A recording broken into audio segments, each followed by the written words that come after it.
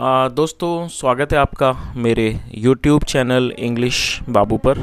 और आज मैं फिर हाजिर हूँ आपके साथ एक नई स्टोरी लेकर। और दोस्तों आज जो स्टोरी मैं आपके लिए लेकर आया हूँ ये एक शॉर्ट मॉरल स्टोरी है, बहुत ही अच्छी कहानी है। और ये जो कहानी है इस कहानी के अंदर बहुत ही बेसिक लेवल की ग्रामर का यूज़ किया गया है। तो दोस्तों आज की इस स्टोरी को मैं बिल्कुल वर्ड टू वर्ड हिंदी में ट्रांसलेट करूँगा और इस वीडियो के माध्यम से आपको कई सारे नए इंग्लिश के वर्ड मीनिंग सीखने को मिलेंगे, उनकी करेक्ट प्रोनाउंसिएशन के बारे में पता चलेगा और हमेशा की तरह जो इसका ग्रामर का पार्ट है उसे बिल्कुल डिटेल में कवर करेंगे, तो एक एक स्ट्रक्चर को आप बड़ी आसानी से सीख पाएंगे। तो चलिए दोस्तों आज की इस कहानी को हम शुरू करते हैं और सबसे पहले कहानी का टाइटल देखते हैं। कहानी का टाइटल है द पुअर डिवोटी। क्या मतलब हुआ दोस्तों? पुअर एक एडजेक्टिव है जिसका मतलब होता है गरीब, और डिवोटी नाउन है जिसका अर्थ होता है भक्त। द पुअर डिवोटी मतलब कि गरीब भक्त। तो दोस्तों ये आज की इस कहानी का टाइटल है, शीर्षक है। और अब मैं से पढ़ना शुरू करता हूँ। आपसे रिक्वेस्ट है आप इस कहानी को बिल्कुल ध्यान से सुने, और यदि आज की स्टोरी में आपको कोई नया वर्ड या फिर ग्रामर का नया स्ट्रक्चर मिले तो आप उसको नोट करें। और उसके अलावा यदि आपको आज की कहानी अच्छी लगे तो आप इसको लाइक ज़रूर करें। तो चलिए इसको शुरू करते हैं। Once a poor man lived in a village. क्या मतलब हुआ दोस्तों? ये जो वाक्य है ये पास्ट इंडेफिनिट का अफर्मेटिव वाक्य है। और जब हम पास्ट इंडेफिनिट में कोई भी अफर्मेटिव का वाक्य बनाते हैं तो वहाँ वर्ब की सेकंड फॉर्म का प्रयोग किया जाता है। LIVE लिव का मतलब होता है रहना, किसी स्थान पर निवास करना, उसे लिव कहते हैं। और ये सेकंड फॉर्म में लिव्ड। तो क्या अर्थ हुआ?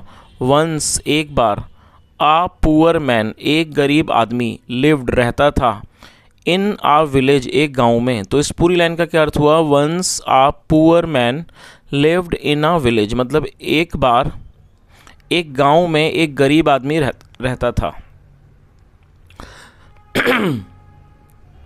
He was so poor that he could barely feed his family once a day। क्या मतलब हुआ?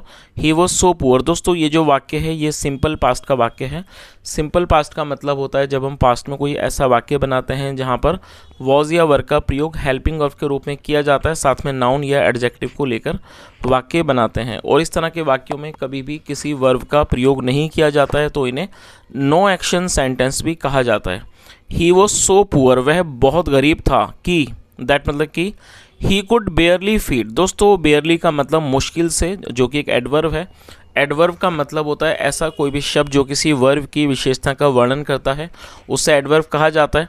और आप इसे बहुत आसानी से पहचानेंगे, ज़्यादातर जो एडवर्ब हैं वो LY पे ख़त्म होते हैं। तो बेयरली मतलब मुश्किल से। और FEED फीड का मतलब खिलाना। तो क्या अर्थ हुआ? ही वॉज सो पुअर मतलब वो बहुत ज़्यादा गरीब था कि he could barely feed his family once a day मतलब कि वह बहुत मुश्किल से अपने परिवार को खिला पाता था वंस ए डे मतलब दिन में एक बार। चलिए आगे देखिए। He was leading a miserable life.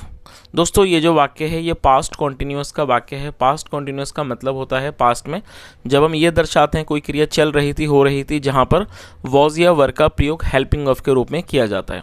उसके अलावा आप इस चीज़ को भी नोट करें, जब हमारा सब्जेक्ट होगा आई, ही, शी, इट या फिर कोई भी सिंगुलर नाउन तब हमें वॉज का यूज़ करना होगा। और जब सब्जेक्ट होगा वी, यू, दे या फिर प्लूरल नाउन तब हमें वर्ब का यूज़ करना होता है। तो यहाँ पर ही के साथ वॉज का प्रयोग किया गया है। लीड का मतलब होता है जीवन का निर्वाह करना। आपने सुना होगा जीवन जीना, निर्वाह करना, उसे लीड कहा जाता है। और ये फोर्थ फॉर्म में लीडिंग। और मिजरेबल एक एडजेक्टिव है जिसका अर्थ होता है दयनीय। यदि आप इसे आसान भाषा में समझें, क्योंकि हो सकता है आप में से कुछ लोग शायद इन शब्दों को सही से ना समझ सकें। दयनीय का मतलब हुआ ऐसी स्थिति जब कोई दूसरा मतलब जब उस स्थिति को देखकर किसी को दया आए तो उसे दयनीय स्थिति कहा जाता है हिंदी में, जिसकी इंग्लिश होती है मिजरेबल। तो इस लाइन का क्या अर्थ हुआ? He was leading a miserable life मतलब वह एक दयनीय जीवन गुजार रहा था, वह दयनीय जीवन व्यतीत कर रहा था। आगे देखिए। बट लेकिन he never complained to God. क्या मतलब हुआ दोस्तों? ये जो वाक्य है ये पास्ट इंडेफिनिट का नेगेटिव वाक्य है, लेकिन यहाँ एक छोटी सी चीज़ आपको सीखने वाली है। यदि यहाँ पर नेवर का मतलब होता है कभी नहीं। यदि आप इसको इस तरह से बनाते हैं कि उसने कंप्लेन शिकायत नहीं की, तो आप इसको ऐसे बनाएंगे ही डिड नॉट कंप्लेन, तब आपको डिड नॉट के बाद वर्ब की फर्स्ट फॉर्म का यूज़ करना होगा। लेकिन जब आप नेवर का प्रयोग करेंगे तो नेवर के साथ डू नॉट, डज नॉट और डिड नॉट का प्रयोग नहीं किया जाता है। तो आप चाहें तो आप इस चीज़ को नोट कर लीजिए, जब आप नेवर का प्रयोग करेंगे तो डू नॉट, डज नॉट या फिर डिड नॉट का यूज़ वहाँ पर नहीं किया जाता है। और इसी कारण वहाँ पर यदि आप पास्ट इंडेफिनिट में वाक्य बनाएंगे तब आपको सेकंड फॉर्म लगानी होती है। तो मैं समझता हूँ आप इस बात को समझ ही गए होंगे, क्योंकि नॉर्मली जब हम पास्ट इंडेफिनिट में नेगेटिव बनाएंगे तो सब्जेक्ट के बाद डिड नॉट और फर्स्ट फॉर्म लगाई जाती है। फर्स्ट फॉर्म लगाने का रीज़न होता है कि डिड नॉट, डिड के साथ हमेशा ही फर्स्ट फॉर्म आती है। लेकिन जब हम नेवर का प्रयोग करेंगे तो डिड का यूज़ नहीं होगा, और जब डिड का यूज़ नहीं होगा तो पास्ट इंडेफिनिट होने के कारण हमें वहाँ पर इस चीज़ को नोटिफाई करना होगा कि हम पास्ट में वाक्य बना रहे हैं, तो सेकंड फॉर्म वहाँ पर लगाई जाएगी। तो मैं उम्मीद करता हूँ इस बात को शायद आप समझ गए होंगे, और यदि आपको ये बात समझ आ गई हो तो कमेंट में आप इस बात को ज़रूर मुझे बता दें। तो दोस्तों आप इस चीज़ को भी नोट करें, COMPLAIN, कंप्लेन ये वर्ब की फर्स्ट फॉर्म है और ईडी लगने के बाद ये सेकंड फॉर्म, तो यहाँ पर इसको सेकंड फॉर्म के रूप में प्रयोग किया गया है। तो क्या अर्थ हुआ, but he never complained to God, लेकिन उसने कभी भी ईश्वर से शिकायत नहीं की। He was always thankful to God for what he had, क्या अर्थ हुआ, he was always thankful to God. और ये भी हमारा सिंपल पास्ट का वाक्य है जहाँ पर वॉज का प्रयोग हेल्पिंग वर्ब के रूप में किया गया। और दोस्तों थैंकफुल एडजेक्टिव है जिसका मतलब होता है एहसानमंद या कृतज्ञ जिसको कहते हैं हिंदी में। तो क्या अर्थ हुआ, he was always thankful to God, मतलब वह ईश्वर के प्रति हमेशा कृतज्ञ था, एहसानमंद था, फॉर वॉट ही हैड, जो भी उसके पास था। आगे देखिए, he was a great devotee, फिर दोबारा से सिंपल पास्ट का वाक्य है जहाँ पर वॉज का यूज़ हेल्पिंग वर्ब के रूप में किया गया। He was a great devotee मतलब वह एक बहुत बड़ा भक्त था। He went to the temple every day to offer prayers, क्या अर्थ हुआ दोस्तों, ये भी पास्ट इंडेफिनिट का अफर्मेटिव वाक्य है जहाँ वर्ब की सेकंड फॉर्म लगाई जाती है। गो मतलब जाना, second form went.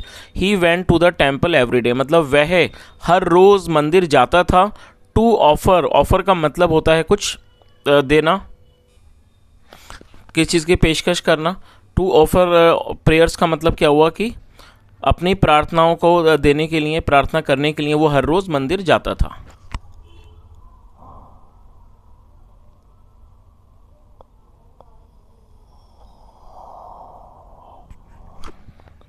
He used to go around the temple 7 times, क्या अर्थ हुआ दोस्तों, यहाँ पर used to का प्रयोग किया गया है। used to का प्रयोग पास्ट की किसी भी आदत को दिखाने के लिए, दर्शाने के लिए किया जाता है। जब हम पास्ट में कोई ऐसा वाक्य बनाते हैं जहाँ हम ये दिखाते हैं कि पास्ट में कोई व्यक्ति किसी क्रिया को बराबर किया करता था, तब used to का प्रयोग किया जाता है, साथ में फर्स्ट फॉर्म भी लगाई जाती है। जिस तरह जो आप इस तरह के आपने वाक्य सुने होंगे, जैसे वह आया करता था, वह जाया करता था, वह दौड़ा करता था, तब इस तरह के वाक्यों में यूज टू के साथ फर्स्ट फॉर्म का प्रयोग किया जाता है। तो क्या अर्थ हुआ, he use to go around the temple मतलब वह he use to go around the temple, वह मंदिर के आसपास घूमा करता था, जाया करता था 7 टाइम्स 7 बार। तो इस पूरी लाइन का क्या अर्थ हुआ, और अराउंड का मतलब था आसपास। He use to go around the temple 7 times, तो गो अराउंड का मतलब हो गया जाना या फिर परिक्रमा करना, मतलब वह मंदिर की परिक्रमा किया करता था 7 बार। देन ओनली मतलब सिर्फ तभी। He use to go to work, तो क्या अर्थ हुआ, देन ओनली सिर्फ तभी। He use to go to work, वह काम पर जाया करता था। तो दोस्तों यूज टू का प्रयोग मैं उम्मीद करता हूँ आप समझ ही गए होंगे। जब आप पास्ट में कोई ऐसा वाक्य बनाएंगे जहाँ ये दिखाएंगे पास्ट में कोई व्यक्ति किसी काम को बराबर करता था, तो यूज टू का इस्तेमाल होगा, साथ में फर्स्ट फॉर्म लगाई जाएगी। यहाँ मैं आपको एक छोटी सी एक्सरसाइज देता हूँ, आप एक वाक्य लिखें और आप उसे कॉमेंट में शेयर करें। वाक्य है, मैं उसकी मदद किया करता था। आई रिपीट द सेंटेंस, मैं उसकी मदद किया करता था।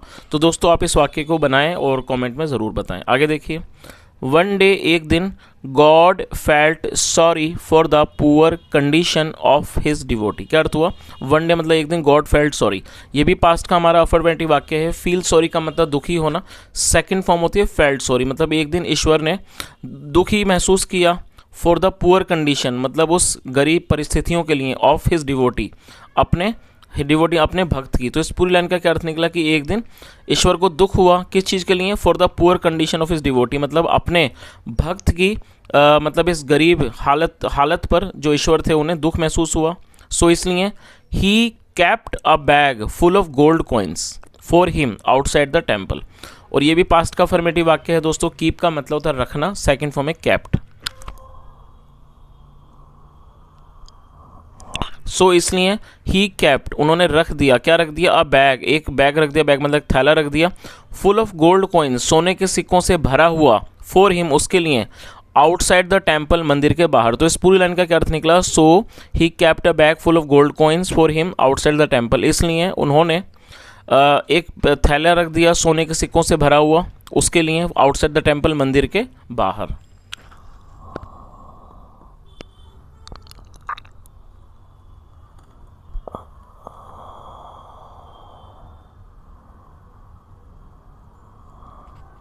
आगे देखिए, नेक्स्ट मॉर्निंग, नेक्स्ट मॉर्निंग मतलब कि अगली सुबह, the devotee went to the temple, और ये भी हमारा पास्ट इंडेफिनिट का ही अफर्मेटिव वाक्य है। अगली सुबह the devotee went to the temple मतलब अगली सुबह भक्त, जो भक्त था वो मंदिर गया।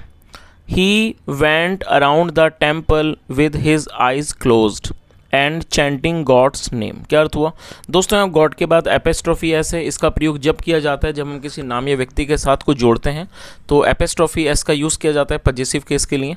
तो आप इस चीज़ को भी नोट कर लीजिए, जब भी आप जोड़ेंगे किसी के साथ तो एपेस्ट्रॉफी एस का यूज़ किया जाएगा। तो गॉड्स नेम का मतलब हुआ ईश्वर का, भगवान का नाम। और इस वर्ब को नोट कर लीजिए, चैंट का मतलब होता है किसी चीज़ को पढ़ना, किसी चीज़ को बोलना, उसे चैंट कहा जाता है, मंत्रोच्चारण करना उसे चैंट कहा जाता है। तो क्या अर्थ हुआ, ही वेंट अराउंड द टेम्पल मतलब वह उसने मंदिर की परिक्रमा की, विद हिज आइज क्लोज, अपनी आंखें बंद कर कर उसने मंदिर की परिक्रमा की, एंड चैंटिंग गॉड्स नेम, और भगवान के नाम को जपते हुए। तो इस पूरी लाइन का क्या अर्थ हुआ, मतलब वह उसने मंदिर की परिक्रमा की आंखें बंद कर कर, एंड चैंटिंग गॉड्स नेम, और ईश्वर का नाम को जपते हुए। सो इसलिए ही नेवर सो, सी मतलब देखना सेकंड फॉर्म सो, और यहाँ भी नेवर का यूज़ किया गया तो सेकंड फॉर्म लगाई गई है। सो इसलिए he never so the bag of gold coins, इसलिए उसने कभी भी उस सोने के मतलब सोने के सिक्कों वाले बैग को नहीं देखा।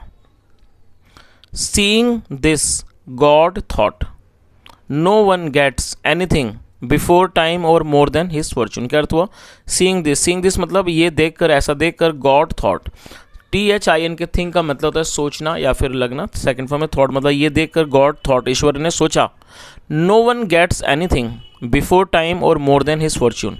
दोस्तों नो वन होता है किसी को भी नहीं, और ये हमारा प्रेजेंट इंडेफिनिट का वाक्य, इसने फिफ्थ फॉर्म का प्रयोग किया गया है।